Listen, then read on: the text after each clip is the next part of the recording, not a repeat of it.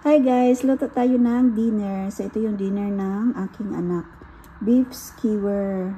Ayan, hiniwa ko lang siya ng manipis tapos nilagay ko siya sa maliit na skewer.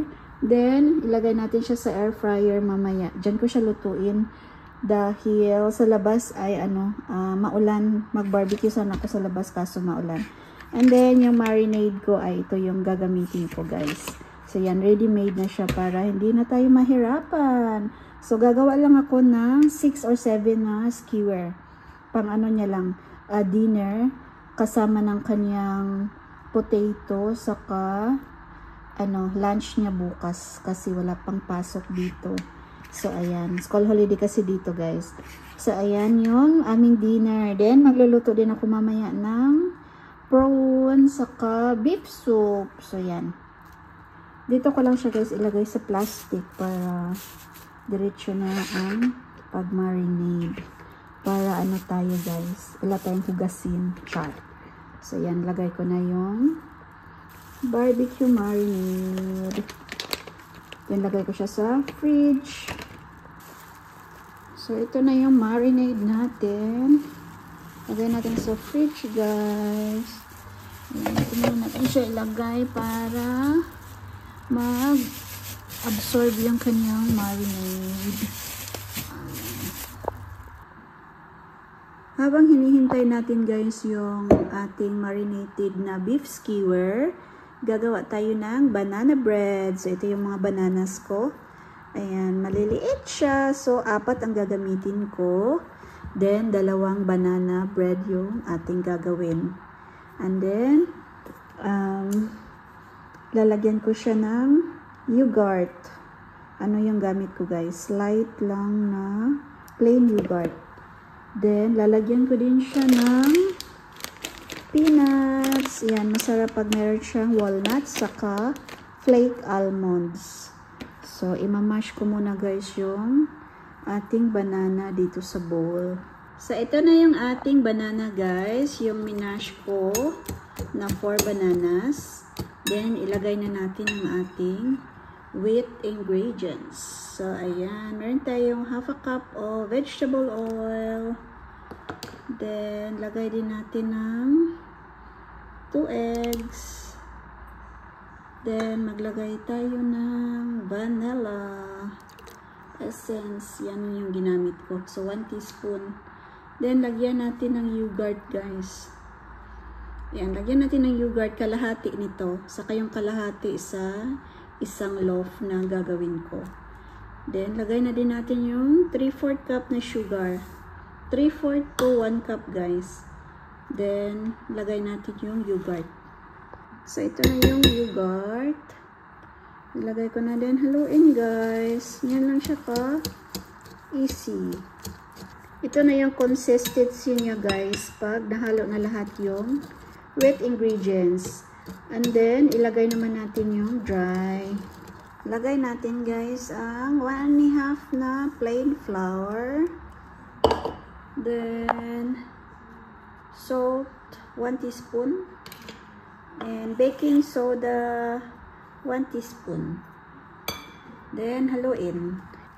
Ilagay natin guys yung ating nuts, yung ating almond nuts, saka walnuts. Then, I will put the almond nuts and the walnuts. Nahalo ko na guys yung nuts. Ilagay na natin siya dito sa loaf pan. So, nag-oil lang ako ng very light dyan guys. So, lagay na natin. Yan na guys, nalagay ko na siya dyan sa loaf pan. Lagyan ko siya ng walnuts sa top. Masarap guys, maraming nuts. Then, lagyan natin ng almond flake or flake almond. Ayan, maninipis siya na almond na binalatan na. Tapos, ayan, hiniwa ng manipis. Pang baking talaga to siya guys na almond. So, ito. Then, ito naman yung itsura ng crumble nuts. So, ano na siya? Hindi na siya buo-buo. Yan, maliliit na yung kanyang hiwa. Ayan. Sarap to guys. Okay, din taktak natin guys. Then, ilagay ko na siya sa oven kasi naka-preheat na yung oven natin. Tada! There you go guys. So, wait natin ng 45 minutes to an hour kasi ano lang siya, 150 degrees lang yung apoy ko. Check natin guys ang una nating niluto. Okay na siya guys, luto na siya. So 45 minutes lang to. Ito ko lang pa siya ng 10 minutes, nabasa pa yung top. So tanggalin ko na tong pinakauna nating nilagay. Ayan. There you go. 1 banana bread down. 1 to go.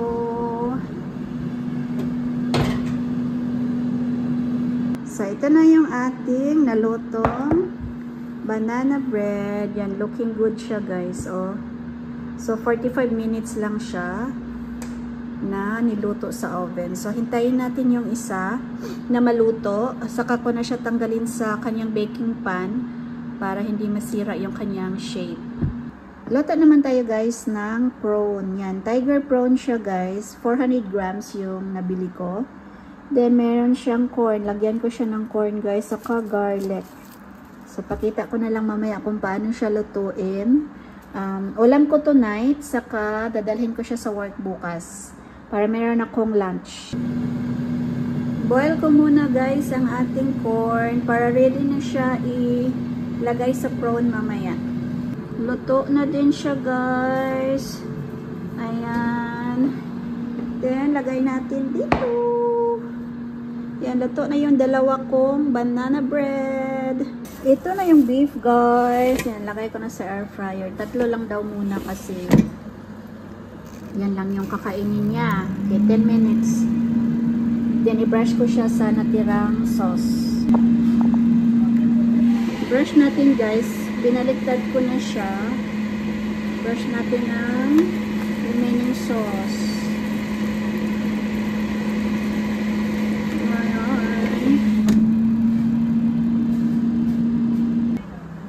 Luto na guys. Yan, luto na yan siya. 10 minutes.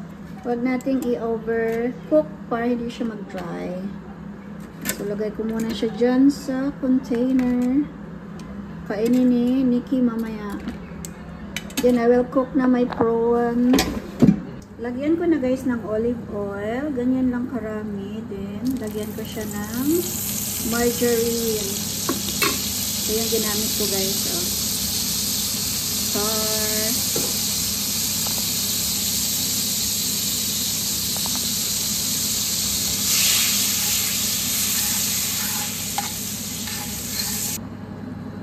Lagyan natin guys ng garlic. Oops. Hulog guys. Ayan, garlic. Lutuin natin yung garlic. Naan natin yung apoy guys. Sobra na siya. Ayan. Then, lagyan natin siya guys ng tomato paste. Ayan.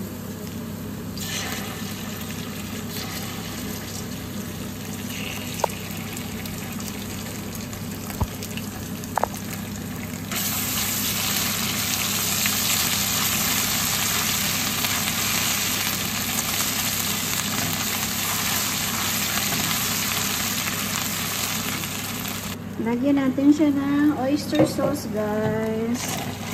Ayan, pampakulay. Ayan, Knorr seasoning, lagyan natin siya kaunti. Ayan, then, lagyan natin ng Sprite. Lagyan pala natin muna, guys, ng pepper. Ayan, pepper. Lagyan muna natin. Then, lagyan natin guys ng Sprite.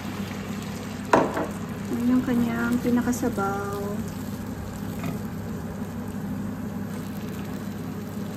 Tinasimmer ko guys kaunti. And, ilagay na natin ang ating prawn. prawn.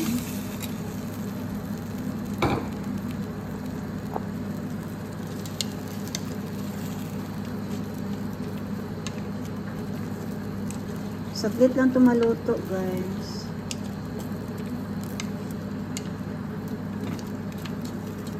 Masarap to kasi tiger prawn yung aking binili. Nag-simmer siya ulit, guys. Yan, lagyan na natin ng corn. Ayan. Tapos halo-haloin natin, guys. I-simmer lang natin siya. Reduce lang natin yung kanyang sabaw.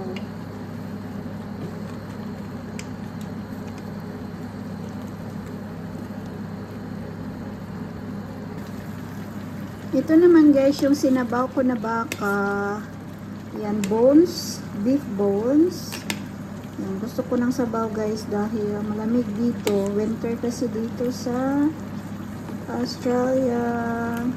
Then, lagyan ko siya, guys, ng malunggay. Yan, meron pa akong malunggay sa freezer na nakatago. Ayan, sarap na aking dinner. And it's still cooking. Lapit na yan, guys. Pa-reduce ko lang kaunti yung kanyang sauce. Tikman natin. Lami! Ayan, lagyan ko na lang, guys, ng malunggay. Ayan, cooking na, guys. Mukhang masarap siya. Luto na, guys, ang ating prawn. Nakalimutan ko, guys, anong pangalan nito. Garlic prawn. Yeah, garlic prawn yata ang name nito. So, yan, luto na siya. Nag-reduce na yung kanyang sauce. So, okay na yan siya. Tama na. Ito naman ay lalagyan ko ng malunggay.